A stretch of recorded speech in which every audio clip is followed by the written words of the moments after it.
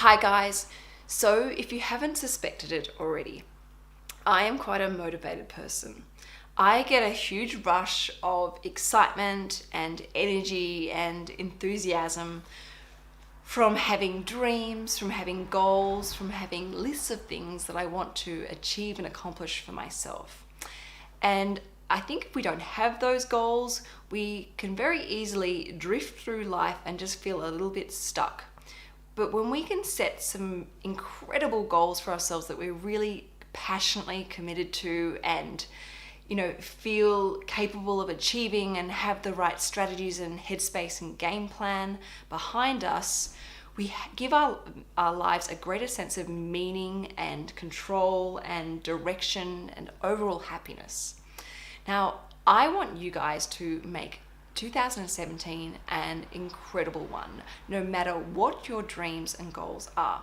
I want to try and help you create your own tools and strategies and ideas and brainstorming suggestions so that you give your goals the best chance of being achieved. Now, don't get me wrong, there are plenty of goals that I set for myself that I don't even come close to achieving. And that's actually okay, because that gives me a great opportunity to look within myself, see where I went wrong, what I misunderstood, what I need to do to then achieve those goals. And exceptional growth comes from that period or that process. So again, they are blessings in disguise. Now, as I said, I wanted this to be an incredible year for you. And I think the setting of goals is, people underestimate how hard it is actually to achieve those goals. It's very easy for us to set these really bland and generic goals and then get distracted, lose motivation, or just let it just drop to the wayside and we drift through the year. That's not going to happen to you anymore. When you are, as I said, committed to those goals, it won't happen. But you need to understand how to set those goals so that you do ignite that excitement and that passion and that determination within yourself. Now, to try and connect to those goals, this is a really important process. I do not want you to ever again set boring goals. I don't want to hear you guys set plans like, I want to lose weight, or I want to meet the perfect partner, or I want to save X dollars. That's not good enough. You are much more creative and powerful in achieving and setting yourself a better desire and path for yourself. Now, I recently was given a workbook, and it was actually created by another YouTuber, and I will link all of the details in the description box below so you can check this out for yourself. And she's actually an amazing YouTuber. She's been very inspiring for me personally, and she has a lot of videos on minimalism, which you guys know I'm really passionate about. Now, her workbook, and as I said, I'll put the description links I'll put the links in the description box below. But her workbook takes you through a process where before you set your goals, you actually stop and look back and reflect from what you achieved and what you didn't achieve in 2016. And she focuses on not just the tangible things, but the intangible things, because they are just as important. Yes, that's great that you may have saved X dollars. That's amazing, well done. But what about the growth that you experience as a person? What about your ability to become a more patient person or a more compassionate person? Those are really valuable, important things that you've achieved that are not measurable, and you definitely need to stop and take the time and acknowledge yourself and give yourself a really good pat on the back so you can continue on taking that into 2017. So through her workbook, and you can get a downloadable version, and I've actually printed mine because I connect with pen to paper, so I guess not very great, not good for the environment, but this is the way that I work, and that's the most important thing. So she takes you through and asks you some really powerful questions, and some of these questions, and I'll even share with you some of my answers, but she asks you, what are you most proud of? What were your highlights? What worked? What didn't work? Things that, the things that you learnt. Like, things I learnt for myself in 2016 is that I really love growing as a person. I also learned that I can only take on so much. I have a bad habit of saying yes to everything, and I've got to stop doing that.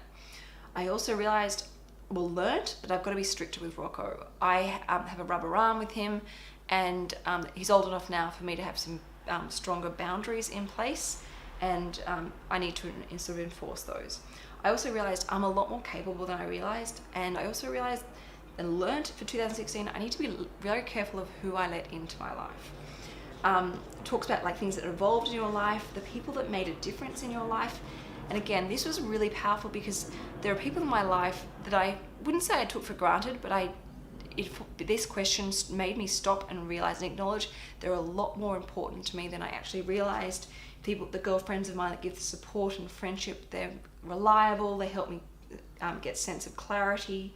The friends of mine that challenge me and contribute to my own growth, the friends that inspire me and motivate me. So asking those questions, again, very important. She also asks you about the joyous moments of 2016, and again, it's not until someone asks you these things that you actually stop and have these powerful conversations with yourself, which are so important, especially when you're going to be setting new goals for yourself, things that you're grateful for. She then goes on, once you've done the processing of the previous year, which also gives you a lot of, a sense of gratitude, which is a very powerful emotion, but also setting a theme for 2017. And my theme for 2017 is great achievements. So she asks you these really powerful questions that actually work out what goals do you really want to achieve, because sometimes we set, as I said, we set these generic ones that we're not really that passionate about, and if you're not passionate about that particular goal, it won't the likelihood of achieving that goal is very slim. So don't waste your precious energy trying to achieve something if you're not going to embrace the journey and the challenges and the roller coaster in trying to achieve that goal. So she, I guess, sieves out who you really are and what is really important to you, and very powerful in this process. She asks you things like, what can I do to live my theme, and things that again, it's not until you even though it might float around in your head, it's not until you actually put pen to paper or say it out loud that you realize it. So I realized I need more balance in my life. I need to be more organized. I need to get better at delegating. I need to value my quality time more, and I need to get stricter with maintaining my routine, because that's how I get stuff done. She asks you things like, what do you want to invite into your life? How do you want to feel? Like for me, and that's, I want to feel happy. I want to feel a sense of achievement. I want to feel greater stability and tranquility, and continue on my, health and fitness goals and my sense of clarity. She asks you things of what you want to let go of in 2017. And for me, these are, I'll even share them with you because they're quite personal, but I want to be less anxious. I want to let go of my trust issues. I want to eat less junk food. And when I say junk food, I'm talking about chocolate, because I eat so much of that. And I want to make sure I try and get to bed earlier, particularly on the weekend. She has a creative process that she goes through. And I have seen this before through a TED Talk, but it's where you draw where you are right now and where you want to be. And because it triggers, a different side of your brain, again, you feel so much more open and motivated and inspired to really understand more of who you are and what you're all about. So talks about vision boards and how to do them. And then she goes into my 5 favorite pillars of setting goals, and that is a health goal, relationship goal, intellectual goal, financial goal, and spiritual goal, and helps you through the whole entire process so that you are setting for yourself a meaningful, valuable goals for 2017. She then goes on to talk about things that you need to do to help achieve those things. So, and what you need to do to create the year that you want for 2017.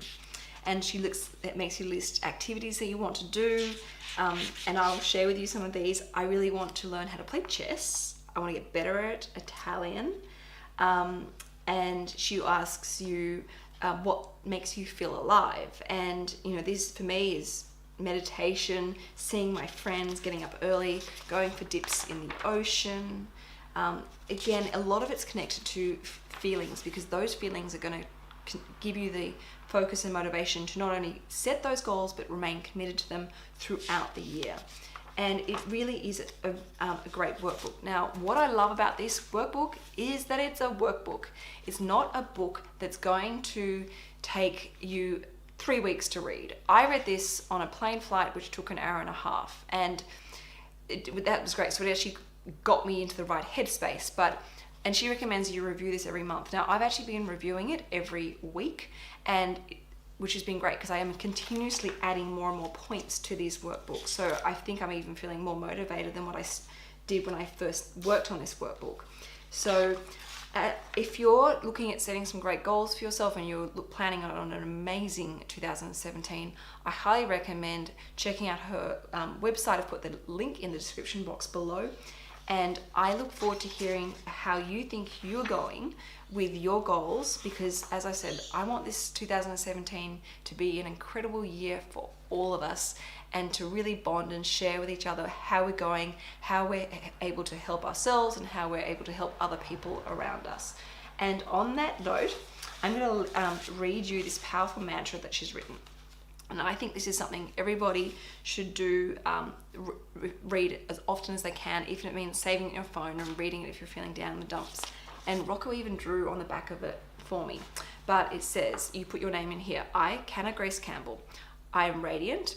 I'm powerful. I'm passion. I'm worthy. I am love. I am light. I am magical. I am incredible. And I am wildly beautiful.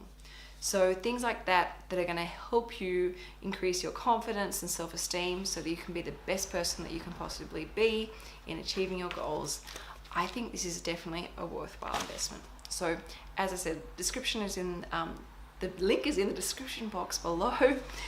It's about $30 for the downloadable version, and I think $50 for the hard copy. But as I said, I look forward to hearing from you, and please let me know what you think and how you're tracking. And I'll be doing more videos on motivation and inspiration, but this is definitely a fantastic starting place. I'll see you on Money Monday. Ciao for now. Bye.